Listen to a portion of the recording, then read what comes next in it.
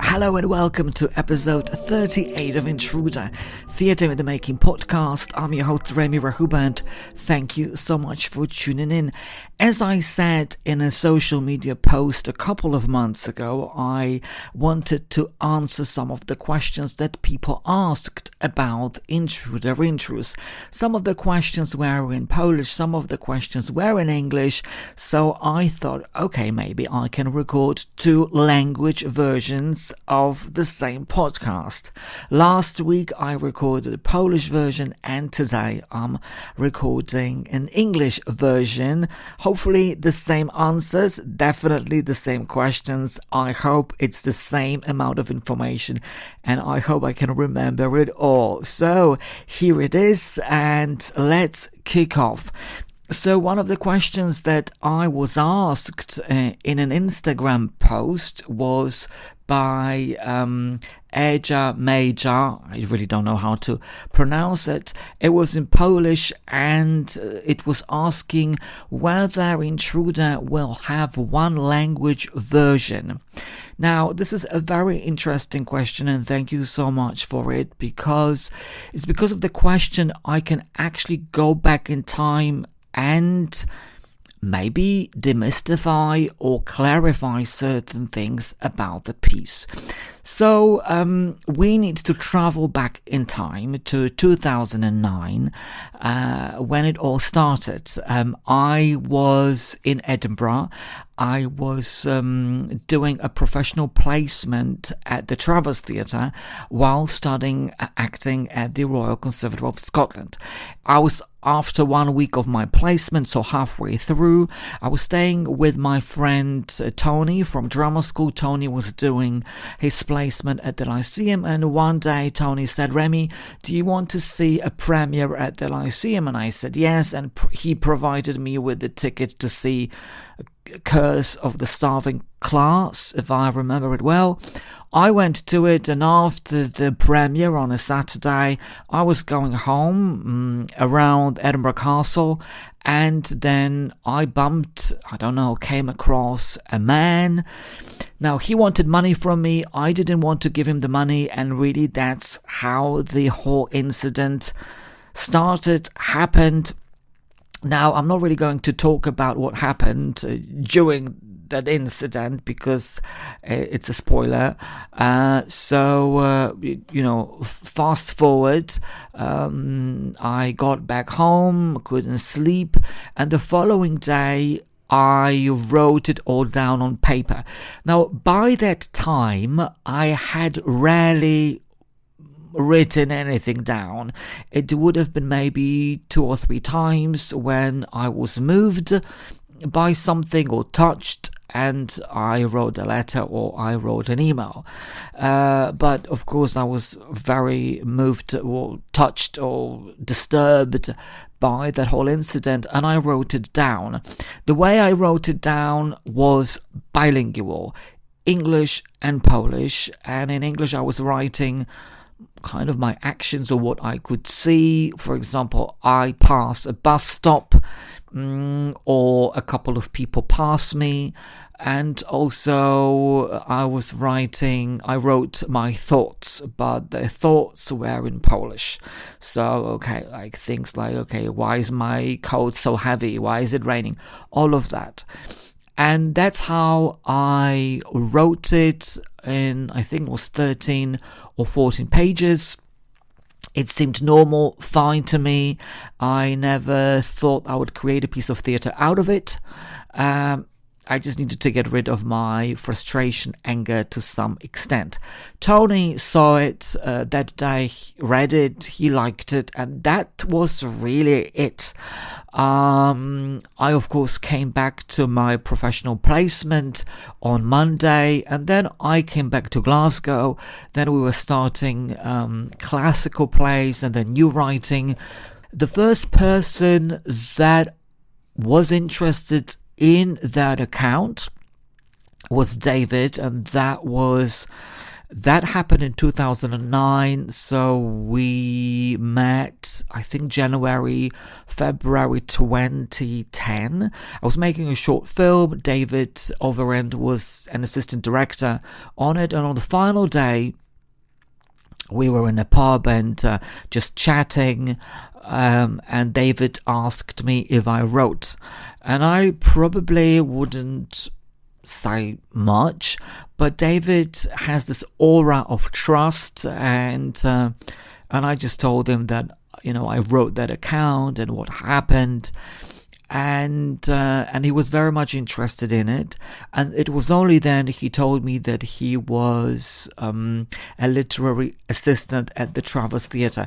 Now, when I was doing my placement, we had never met, because the rehearsals for the play that I was assisting on, we were somewhere completely different, so 2 different venues. So David was interested in reading the account. I'm actually thinking maybe had I known, or had he told me that he was a literary assistant before I had told him, maybe I wouldn't have told him about the account. No idea. I guess it was meant to be. So the same day, Friday, I got home. I checked my emails, and then I found out I got a part in a play in Brighton. So then in April, I went to Brighton and I stayed there for 4 months. In the meantime, I emailed David the account, and it was only when I came back from Brighton, I think it was around, I came earlier, kind of July, but then I was busy, and then we actually started working on this account in October, November 2010. So as you can see, it was about a year and a half since I actually looked at that account. I wanted to see what could be done about it. We worked with David just to see, just to check how the bilingual aspect would work, and it turned out that it would work, so that was great. And then it was really up to me to develop it further. We met with David a couple of more times, but I just needed to write more. I looked at my life, and then it turned out that there were more incidents like that happened. So I then incorporated them into my solo piece. And then the way it went was that I concluded that it would be an autobiographical play, talking about my life, because certain events happened in different moments in my life. And since it was an autobiographical play, I included my mum and my dad. My parents are from Poland, they speak Polish, so when I included them in Intruder Intrudes, they spoke Polish. I could never imagine, even if I ever played them, to play my mum in English. That didn't make a lot of sense to me. So until today, in both versions, because Intruder Intrudes has 2 language versions, English and Polish, their lines are in Polish. The difference between my mum and dad is maybe what they say in the language is that my mum's language is more universal. And what I mean by that is whoever doesn't speak Polish would be able to understand what my mum is saying. It's different with my dad. And I can always understand if people say, listen, I just want to know, and it happened that certain theatres would come to me and say, is your play 100% in English or in Polish? And then I need to say, well, it is maybe 85% English and 15% Polish. And people say, okay, we're not sure, because people wouldn't understand the full play. And I can understand some people would come and see the play, and there was one sentence that they don't understand, and they would say, sorry, I don't understand what the play is all about. I get it. But yes, that's how my parents are written. But also looking at the other versions, the Polish version of the play, there is, for example, a fragment with Scottish police, and even in the Polish version, that fragment is in English. I don't know, I just didn't feel it was right to speak Polish as far as Scottish police. But then I thought, you know what, even if maybe if I wanted to change the lines for my mom and dad to be in English, I always came back to that account from Edinburgh, and that was bilingual. And when we were rehearsing the play, we were thinking about it. We were thinking about, okay, should we have that account only in English for the English version and Polish for the Polish version? But then I thought about it, and I thought, well, you know, something not right about it, and I couldn't pin it down. I'm not really sure, because I thought, well, this is really how my brain processed the whole incident. It was that bilingual way. Yes, we added certain bits and bobs, meaning that certain lines in Polish have an English equivalent in that account later on, towards the end of the play, but it is still bilingual. So it made sense to me that as a person who was born in Poland and lived there for a very long time, studied English, was an English teacher because I trained as an English teacher and then also taught English for quite a lot of years in Poland, and then moved to Scotland, taught English there. And I live in the UK, and I've been living here for 18 years. So it all made sense that at that time of that incident, that's how my brain processed the whole event. There were just simply two languages quite active in my life.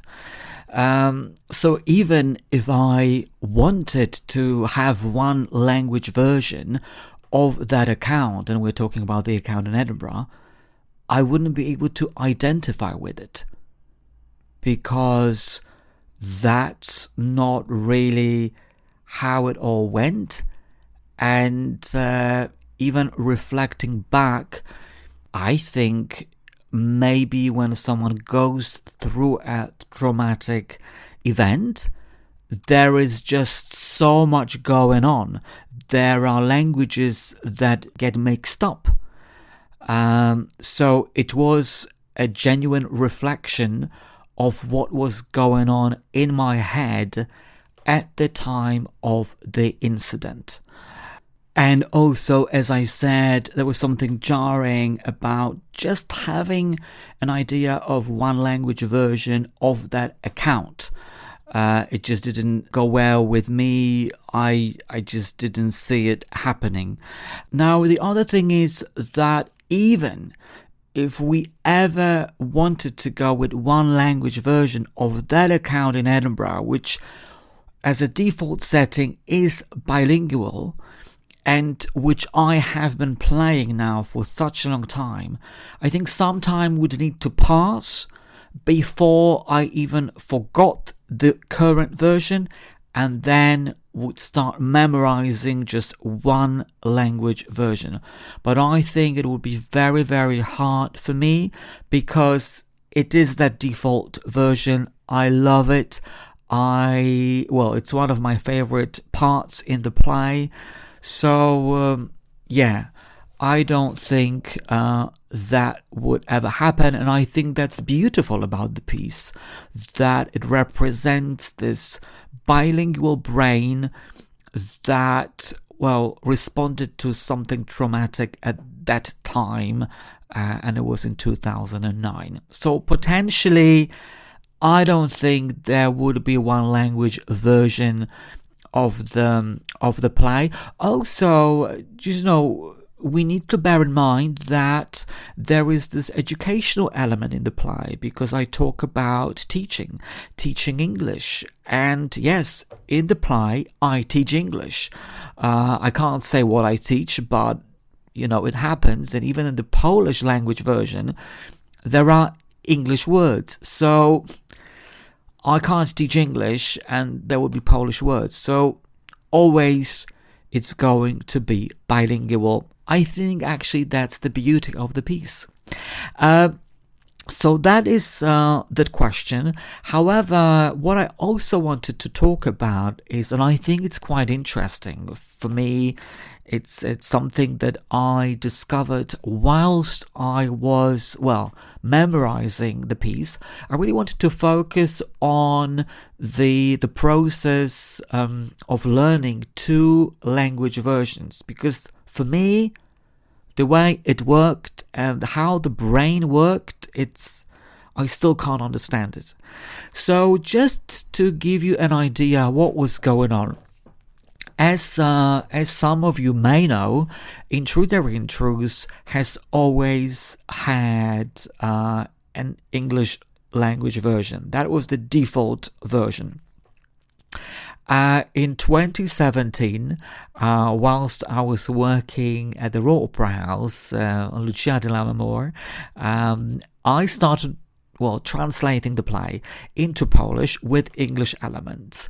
Now, why? The reason was my parents and family, friends, quite a lot of them are from Poland, so I really wanted my parents to understand what the play is about.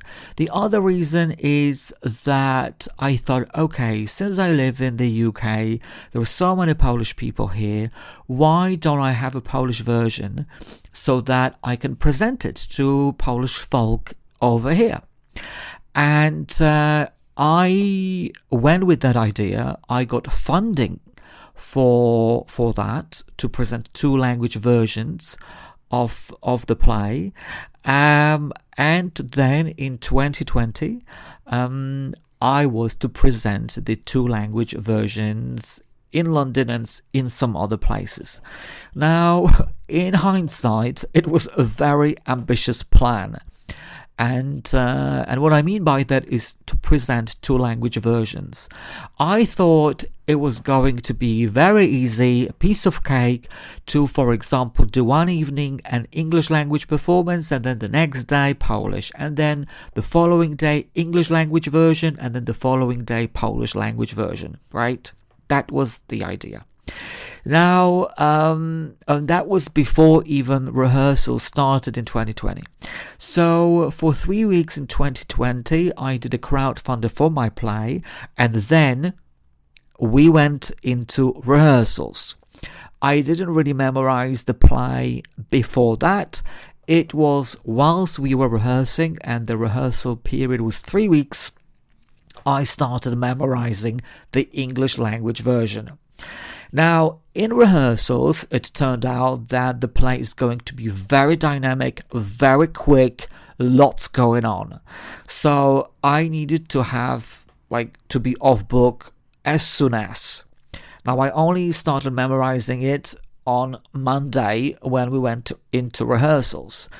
Now, during the first week, it wasn't very easy to have it memorized, because apart from being a performer and a writer, I was also the producer, co-producer. Yes, I had a co-producer who was doing certain things, but also I was in charge of social media. I was in charge of arranging, newspaper interviews with the Polish press and things like that.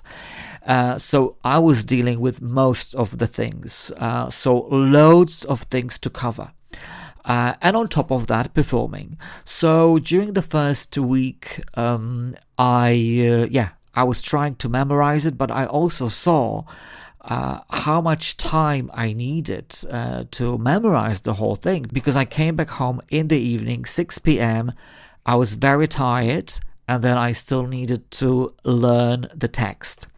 So towards the end of the week, I kind of knew maybe a third, maybe half of it.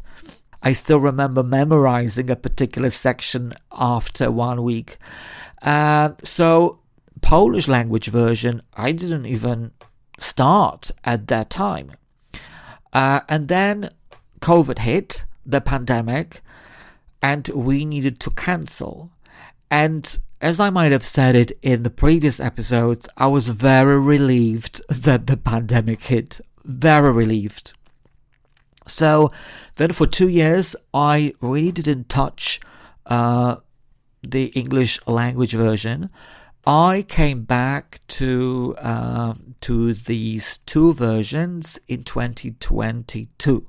So the rehearsal process period was planned for July 2022, and I already knew that because remembering from 2020 that I didn't have loads of time to memorize these two versions, and I really, when I think about 2020, I don't know how I would have managed to memorize two language versions in 3 weeks. I have no idea, because we were planning a big premiere here in London. So in 2022, with that experience, I thought, okay, so I need to memorize the two language versions a month before rehearsals. So when I come to rehearsals, I am off book. And I started, as I said, a month before, and it's a very interesting thing. So I normally went to Hyde Park, got my AirPods, and went through lines. And I went over there one Sunday, and I took my text and I took it out in the park, and I initially wanted to go with the English version. And I looked at the text, and it is the Polish version. I wasn't happy about that, because I was like, oh, okay, why is it the Polish version? But I then thought, okay, well, I still need to learn the Polish version, so, well, let's kick off. And I started learning the Polish version. And then what I noticed, this is a very interesting thing. After a couple of days, I noticed that when I was memorizing the Polish version of the play, my brain subconsciously was rehearsing, refreshing the English version. I hope it makes sense. Because what happened was, I was a little bit anxious after maybe 4 or 5 days, and I was like, okay, do I know? Maybe I should be going back to the English version, not just the Polish version. But I thought, okay, maybe on Thursday I'm going to go through the Polish version, what I've learned so far, and then I'm going to go through the English version. And then when I finished the Polish version, delivering to myself in Hyde Park, I went with the English version, and I found out that I remembered the same amount of text as with the Polish version, although I had not even looked at the English version. Potentially it was to do with the fact that, yes, 2 years before, I was memorizing the English version. But then the following week it happened again, and there were certain sections of the English version that I hadn't even touched or memorized 2 years before. And because I noticed that phenomenon, because I could not understand how my brain worked, I just went with the Polish version all the way through. So every time I went to Hyde Park, and that June 2022, I was very, very lucky because I had loads of jobs interpreting and role-playing, so I could afford to actually go in the afternoon and go through my lines. And then I went with the Polish version, and then at the same time, subconsciously, the English version was being rehearsed. I can't really understand the whole process. I don't know how it works, but I went with it because I knew that it was working. I think that also the fact that I work as an interpreter and that kind of flexibility, linguistic flexibility, was working to my advantage when I was memorizing the text, because some of the sentences are just bang, bang, bang, bang, bang, and it's English, Polish, Polish, English. So that was great. And I really stuck to it until the very end, meaning the end, before we started rehearsals. And then on the very first day of rehearsals, I knew 75% of the Polish text and English text. 25% was left because, as I said, we were not sure whether that account from Edinburgh, the original one, we would, have two different language versions of it. I hope I'm making sense over here. But on the very first day of rehearsals, I delivered both versions. And also, during the first week, we only rehearsed half days because the rest of the day I had to myself to actually learn the rest of the text. So that worked perfectly, and from that moment on, yes, it was wonderful. We worked on the English text and then also chipped in with the Polish text when we had time to rehearse it. I often wondered what it would be like for someone to memorize the play, or how they would find it, to memorize the Polish version and the English version. Of course, a Polish speaker, so that they can go very quickly with Polish lines and English lines. It's interesting how, if they would find it easy, difficult, switching the languages. Yeah, I often think how others would find the whole process. Now, another interesting thing was performing it, because we had rehearsals and then we went to Summer Hall, and the idea was that I would perform, I think 3 or 4. I would give 5 performances of the English language version, and then 1 performance of the Polish language version, 2 performances of the English language version, and then Polish performance, and then I think 3 English performances and 1 Polish performance. Sorry, I'm just getting confused over here. And that, as I said, was also very ambitious, which I didn't know at that time when we suggested that idea. I thought, great, let's do it. Now, in practice, it looked a little bit different. When I was in Edinburgh in the morning, I very often went to the seaside and I went through my lines every single day for the English language version. When I had a Polish language version performance coming, it wasn't that I just rehearsed my lines in the morning. No. It was a couple of days before that I was already going through my lines, because, as I said, the performance is very quick, very dynamic. I don't have time to think about what I'm actually saying. It needs to just go like that. And then after the Polish language performance, back to revising my English text, already revising the Polish text, back again. So really, I found it very, very hard to go through these versions, like one, and going through them all the time. We also need to bear in mind that my performance at Summer Hall was around 4 o'clock, or maybe to 3 o'clock, and you literally have 15 minutes to just get set up. So that's why when I went to the seaside in the morning, that was my warm-up, going through lines. The other thing is, that's also interesting. When I was performing, there are certain sections in English and in Polish, and when I go and perform, all of a sudden, I know, okay, there is a Polish section coming, but then my brain played a trick on me and goes, no, it's going to be Polish line over here, although actually in the text it is English and I should be playing it in English. And it's very interesting how the brain operates and works, because I often wonder, what shelf will open now? Will my brain play tricks on me? It didn't happen a lot, but it did happen. As far as the translation, yes, someone could say, Remi, it's quite easy. You can just interpret it in your head. Well, there are certain sections in the play that if you do a literal translation, it wouldn't make a lot of sense.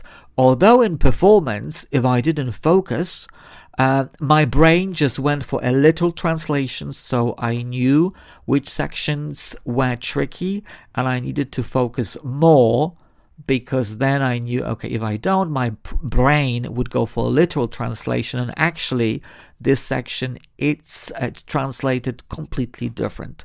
So the whole idea of two language versions, very exciting and kind of mysterious, because I didn't know that all these things would happen. Definitely, if I was doing two language versions again, I wouldn't do Polish, English, English, Polish. No. When then in last November I was performing at POSK, I needed to rehearse the Polish version for a week. And then I was glad that the next performance was also in Polish in Warsaw. So I was in the same kind of zone, Polish version zone. Then I was performing at a Vault Festival, Bedford, Camden People's Theatre. So I was happy that it was the same English language version, because from experience now, it was quite challenging for me to do English, Polish, English, Polish. I'd rather it was just one block of performances. And what I mean by that, English language version or Polish language version. And I think in the future, if it happens and I have an opportunity to do that, I will make the most. I'll make the most of that opportunity. So this is the question, quite lengthy to be quite honest, but I thought maybe I would share it because for me, as a linguist, it's fascinating how the process works. Now, the next question from Monika Kołtowska: when Intruder will be performed in Kudowa Zdrój, in my hometown, but also, as we had before with the other question, in Poland. In April, I was in my hometown and I discussed performing it there. I met at the city council with the mayor and the person who runs the arts department. I was told that potentially I could be helped with a little bit of a regional tour, and that was a great idea. And they were working on it. I, on the other hand, was contacting other theatres in Krakow, Białystok, theatres that I got recommended. As you might remember, I had already performed in Warsaw, and that was in November 2022. So I was looking at other places, other towns and cities. Now, that was in April. Then we spoke with my hometown and people from the city council in the summer, so July. They were telling me that, yes, they can't get hold of certain theatres in the region. Then it was September. They still couldn't get hold of the theatres in September, so there was no plans. I had told other theatres that I'm still waiting to hear from the regional theatres. It was already September. I knew it was quite late for any tour in Poland in November, December. So then I thought, okay, maybe it would be good to do one performance in my hometown in December. However, the person who was in charge, they really took their time, and then long story short, nothing happened because I thought that, well, actually, to decide to do a show in my hometown in December, and it was the end of October, that's not a lot of time. You know, you don't have loads of time to promote it, and there were certain things about the finances that were not clear, and I didn't really get many replies. So hopefully when I go to Poland, actually to Krakow, I'm going next week. On Friday, I'm supposed to meet with someone and then traveling to my hometown also to meet someone from the city council. I can have a clearer picture of what's going to happen. But for the time being, nothing is set, no dates. So that is the question about presentation in Poland and in my hometown. And then the next question is from Elizabeth Holland. When is the Grand Tour of Scotland? Audiences in Glasgow and smaller towns would really enjoy it. So as far as Scotland, as we know, I presented the piece in Scotland, in Edinburgh, Summer Hall. That was for a month. I was in touch with the Travers Theatre team. They said that they wouldn't be interested in presenting Intruder there. I was in touch with the Tron Theatre in Glasgow because Andy Arnold, who was the artistic director, who I think he left a couple of months ago, he came to see the show, but when I was in touch with them, they said they wouldn't be interested in presenting the piece. The only place, I sent an offer to Dundee Rep, but I've not heard anything about it yet. It was quite recently. The only theatre that potentially was interested was Eden Court in Inverness, and I had a lovely email from them, so hopefully that's going to happen in 2024. Now, this is one thing that's definitely going to impact the planning of Intruder Intrudes in 2024. A couple of weeks ago, I was told that, I was asked whether I would be interested in coming back to Lucia de Lammermoor at the Royal Opera House, a revival. That's going to be the second revival. As I mentioned before, I did the play, the opera. I was one of the actors in it in 2017. They're going to revive it in April and May, with rehearsals starting in March. So when I do it, and I love the opera, I won't be able to tour the solo play at all. So potentially with any kind of touring, I would be looking into maybe end of May, June, July, summertime and autumn of 2024. But for the time being, I don't have any plans. If I do, I would definitely share it with you, or maybe put it on social media. Gentle reminder, Intruder Play on Facebook, Twitter, Instagram. You can find all the info, and info about any kind of touring would be there. Now, one other interesting thing that's happening at the moment, I started it in July. I started writing a TV script based on Intruder. So yes, it's been happening. I just thought it would work on a small screen, I think. Started writing it then. September was quite busy because I had a couple of deadlines, and I really spent a lot of time in September writing it. I wrote 50 pages, so now I have around 80. I think I'm getting is like 50% of the script, so I keep writing whenever I can. Now Christmas is coming, so hopefully I can put some final touches to the script, and I'll leave it and then hopefully come back to it. I submitted it to a couple of things because there were deadlines, and as I always said in the past, deadlines are great. I've spoken to a couple of people about it in Poland, to a producer and a director, and they were reading the script, the pitch. I'm quite new to the process. I really don't know how it works, so I ask various people about it, but let's see what happens. As I say, if I have any updates, I know what's going on, I would definitely share it with you. But for the time being, have a wonderful festive season.